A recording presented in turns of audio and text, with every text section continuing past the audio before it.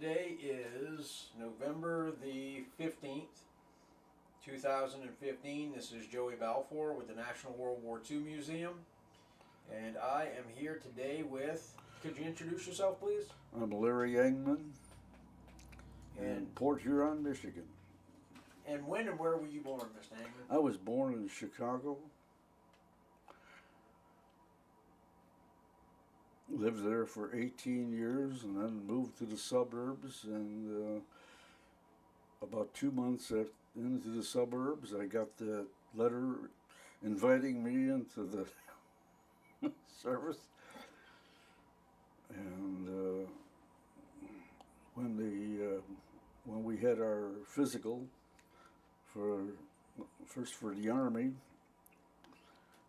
I passed that, and 15 or 20 of us were sent to the Navy Marine Building on Plymouth Court in Chicago. Took the Navy physical, passed that. Took the Marine physical, passed that.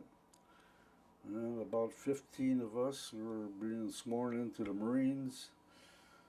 And they got about to the last sentence, and some guy came into the room saying, "Hold, stop. Navy short their quota this month." So it was changed to the Navy, and we were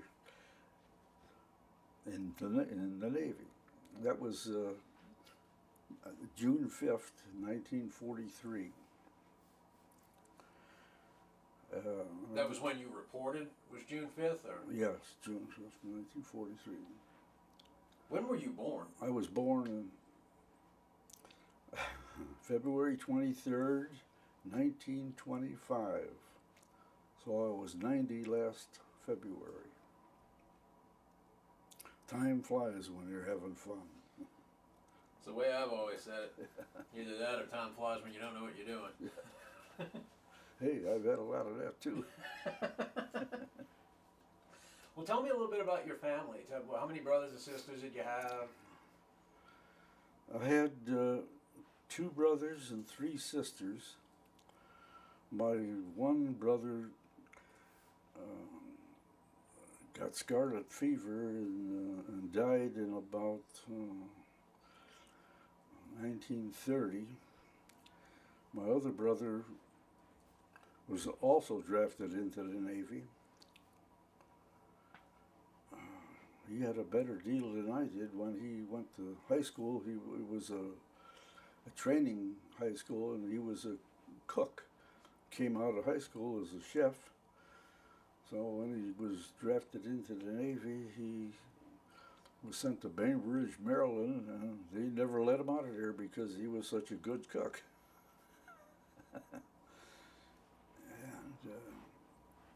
when he came back, when he was discharged, he would have nothing to do with cooking. He got a job in steel mills and worked until just before his retirement at age 64, and he died.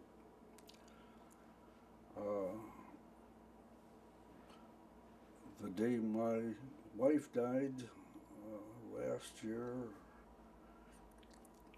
in August, my one sister also died. So I lost my sister and my wife on the same day. On the same day? Same day. Same day.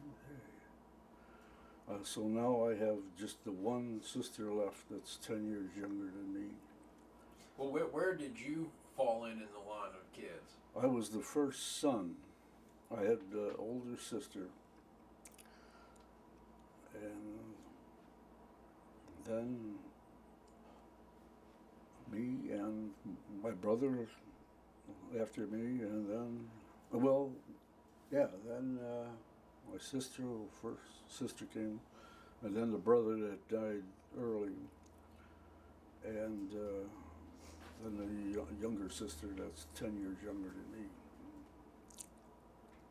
Well, you would have been coming up during the Depression years. What did your father do for a living? What was life like for you at that time? Well, it was rough. There's no doubt about that. He was a sheet metal worker, and he did work most of the time, but there was a few times where he was out of work, and actually we were on under pressure. We were on relief a little bit, but mostly. Then the war came along, and everybody started doing good, working, but then he died. So he never really got to see the good parts, after World War II. He died in April of 1945, right around the time when Roosevelt died. So right at the end of the war. it was at the beginning. Well, it was early in April of '45.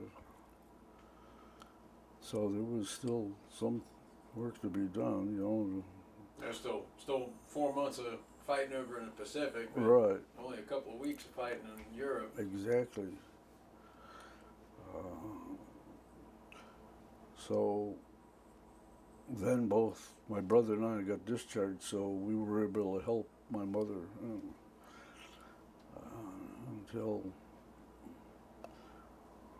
I think I got discharged just before I was 21, and then I didn't get married until I was 28, so I had a little time to help my mother. And we got along fine. She didn't lose her house, so that was good. And then my happy marriage came along. Was married 61 years to the greatest gal in town. You would have been in your mid-teens when the Japanese attacked Pearl Harbor. Do you recall where you were or what you were doing when you learned of the attack? Well, it was on a Sunday, wasn't it? Sunday, yeah. And all the guys did happen to gather around we had about 50 guys in our little clique in Chicago, and me and a couple other guys were the youngest, and all the other guys were getting ready to sign up, and they were signing up, and everybody was going, and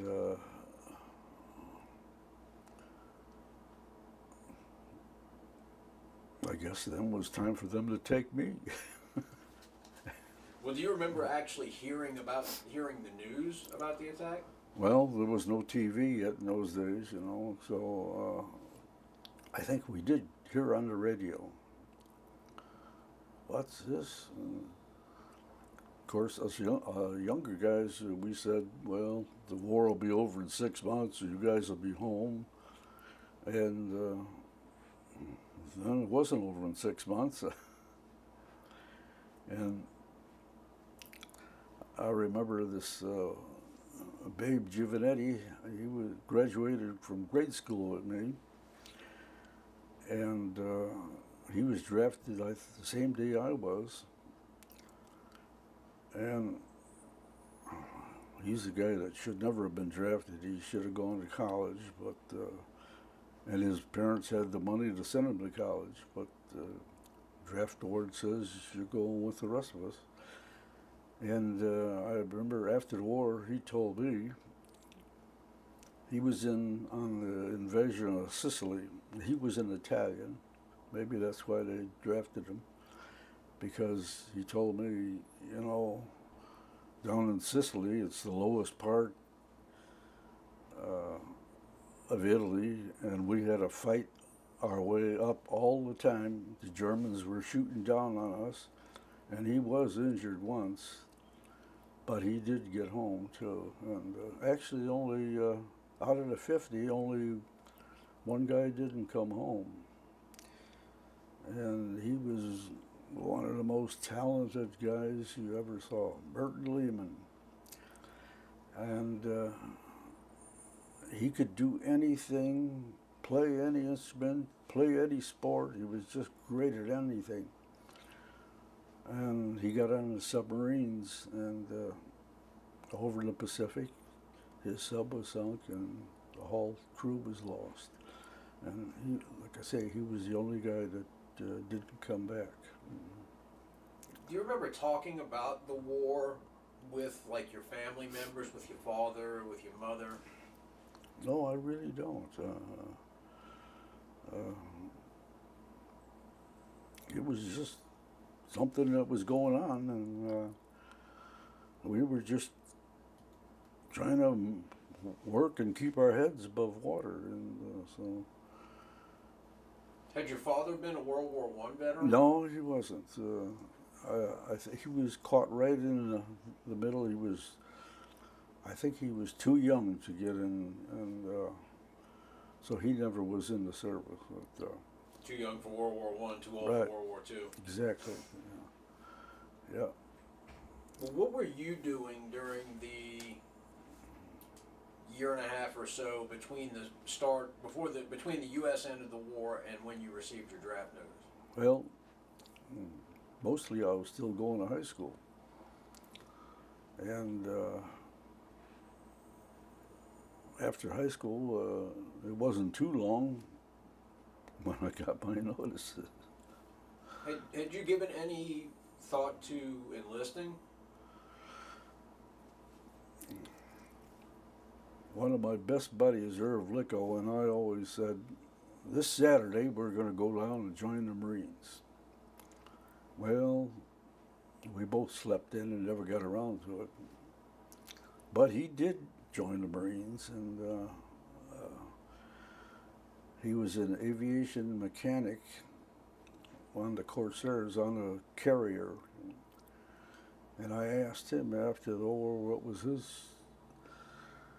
what did he do? And he says, well, our carrier just went around looking for Japs, but we never found them. So I guess he lucked out too. So. And his older brother, Rich Licko, was one of the first ones that went in.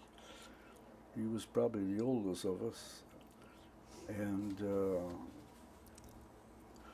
he enlisted in what was the V6, where they went in the Navy as aviators. He wasn't. Was that V? Or 12? V12? V12, I think, yeah. So he did get into aviation, and he did fly fighter planes off of carriers. I think the Hancock, if I remember right, he was on. Matter of fact, later he was the captain on the Hancock. And he was ready to be promoted to admiral, and he had a slight heart attack. And that was the end of his Navy career. But he, what the heck was that town just north of Chicago that had a Navy airfield? I can't remember that. Anyhow, he was the head of that. And was that Waukegan maybe? Where the not Waukegan. That's where the Great Lakes is. That was Great Lakes. It was south of that. Gee whiz. Probably come to me at 2:30 in the morning, you know. Oh, no doubt. Actually, it'll come to you as soon as I leave.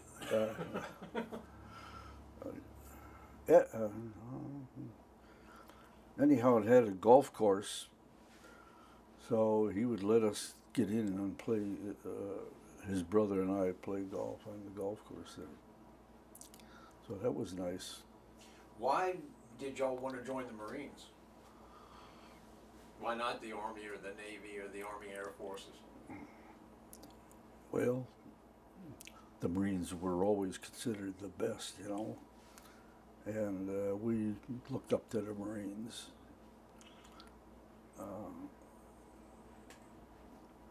But I'm glad I got into the Navy instead of the Marines. What was it like for you the day you received your draft notice? Did your mother get it first, or? Jeez, Probably.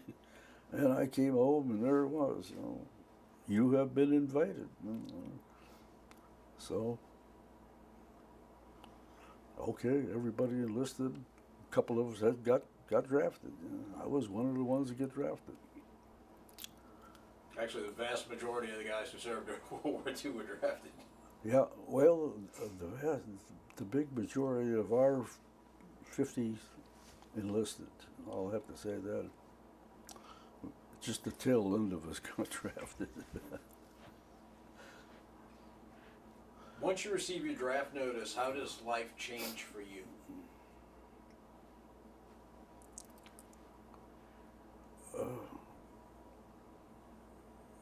Nothing really. It was just okay, something we have to do, and let's go do it and get it over with. So the letter says, come down to this, I think it was an old warehouse in Chicago that they turned into a recruiting or draft places where first thing you did was take a physical, just a minor physical. You know, it didn't take much to have you go in. So, and then I think they said after we were signed in, you know, I think they gave us like 10 days, you know, report to Great Lakes. And when that started, they took that big physical, and well, then we were assigned to barracks, and we were official Navy boys. You know. And that was, you said you reported on June 5th, 1943? Yes. And you were sent to Great Lakes, Great for Lakes. boot training? Boot training. Tell me about your boot camp. Well, the first thing I learned, you know, I was typical 18-year-old small-mouthed kid, you know, but I learned real fast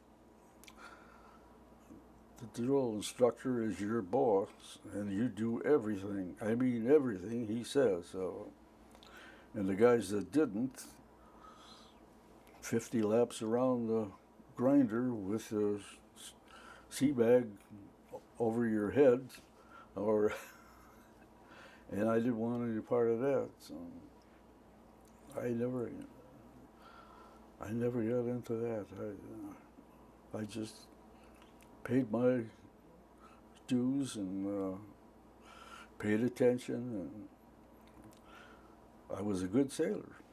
Was that your first time away from home? First time away from home. I never was away from home before, yeah. That's for sure. Well, it was still in Illinois, so at least at that time I hadn't left Illinois. That's a different story, yeah. Well, what about the guys in your boot camp class? Were they all from the Chicago area? Or? Half of them were from the Illinois area, and half of them, if I remember right, were from Pennsylvania. And I remember there was a couple of guys from Georgia, and they really got ribbed, those poor guys from Georgia. First time you ever wore shoes, boy? Oh, jeez. So you're laughing. It wasn't funny to them, but that's what they caught, you know. And, but by the end of it... It was relentless, too. But by the end of it, I'm sure y'all were all much closer. We were all very close, no doubt about that, yes. What kind of things did you learn in boot camp? Other than the... How to pay attention and mind your business. But, yeah, well, they taught us how to... Well, you didn't tie rope, you tied a line. There was no such thing as a rope in the Navy. And there was no such thing as a boat in the Navy. They were all ships, you know. And somebody knocking on our door? No, okay. And we had good training, no doubt about that. You know.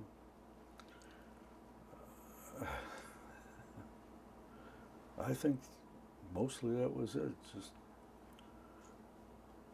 be a good sailor. You know. Essentially, you learn that if it moves, salute it, and if it doesn't, paint it, right? Hey, I'll have to tell you a story about that. Please do. Uh, well, this was on the second ship I was on, which was a four-piper destroyer. Uh, and we were in dry dock in Charleston, South Carolina, in November of 1944. And I did get 5 days leave, so I did get home to Chicago. Well, actually, we were out in the second suburb by then, but I did go downtown to see the stores' windows that were all in full display, you know, like we used to do when we were kids. And Great Lakes had sent out a couple of officers with shore patrol behind them, and I guess I didn't salute them.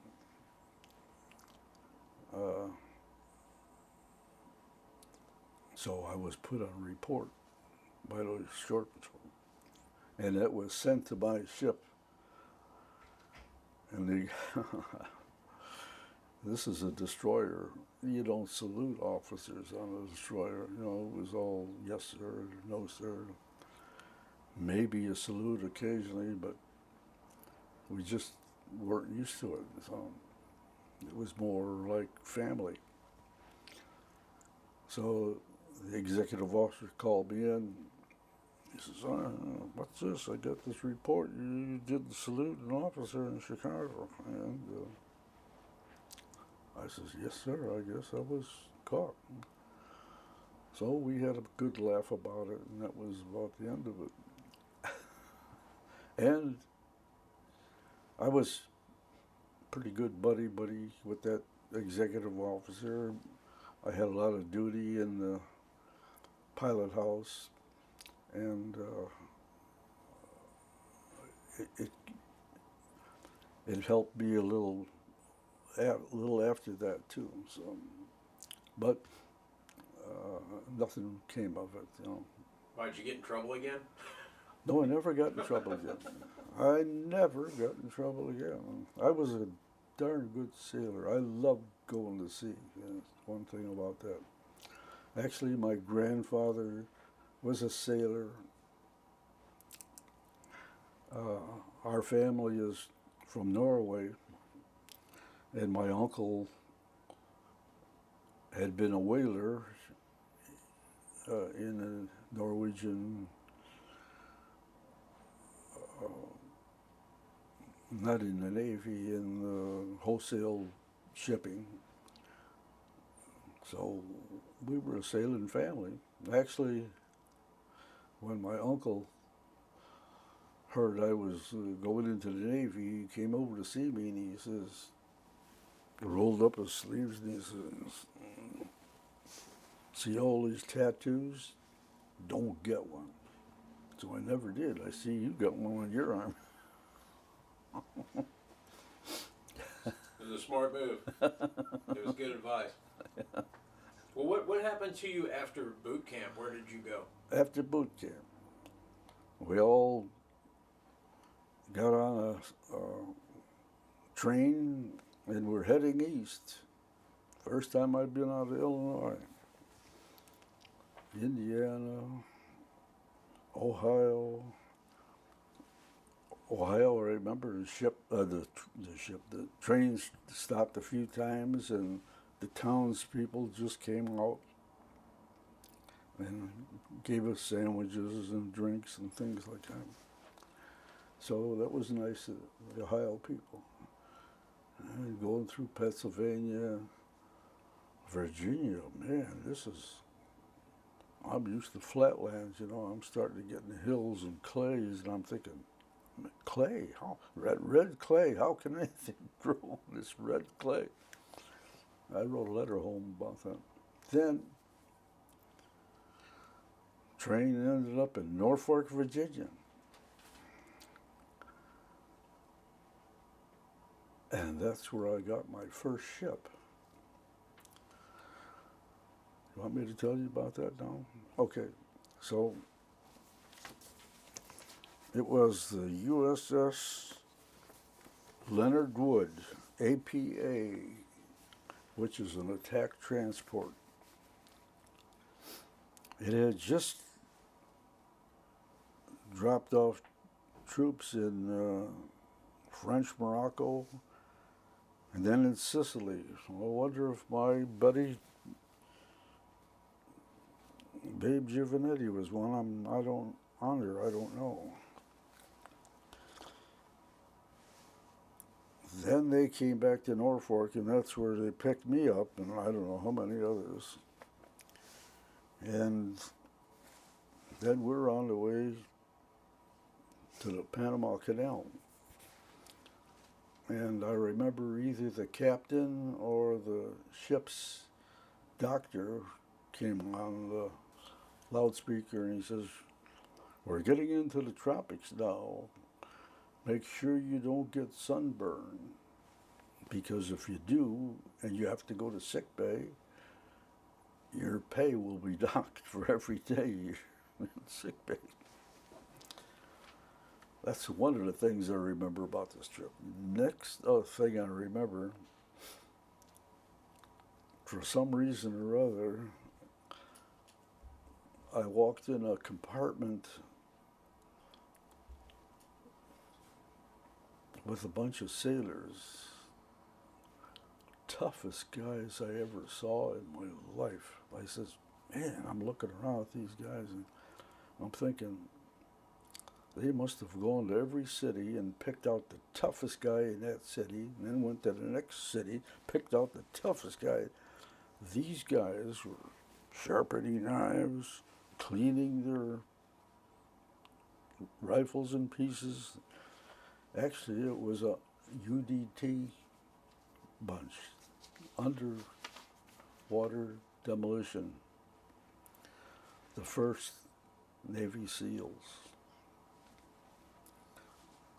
To this day, I'm so impressed. Toughest guys I ever saw in my life. Never saw them again, because the ship goes through the Panama Canal. We get to the west side of Panama, Panama City, and they dropped me off. This ship is in on 2, 3, 4, 5, 6, 7, 8 invasions, and I'm standing on the dock in Panama City. Well, I wasn't standing there very long, because the next ship I get is this four-piper destroyer I'm talking about, from World War I. But it was a good ship, and its purpose was to protect the Panama Canal from being attacked by Japanese submarines, is what they thought. Oh, and going through the canal, I'm seeing all these AAA nests, anti-aircraft all over the Panama Canal. So, and they always said, even an American plane can't fly over the canal without getting shot down, because they were so protective of that canal. So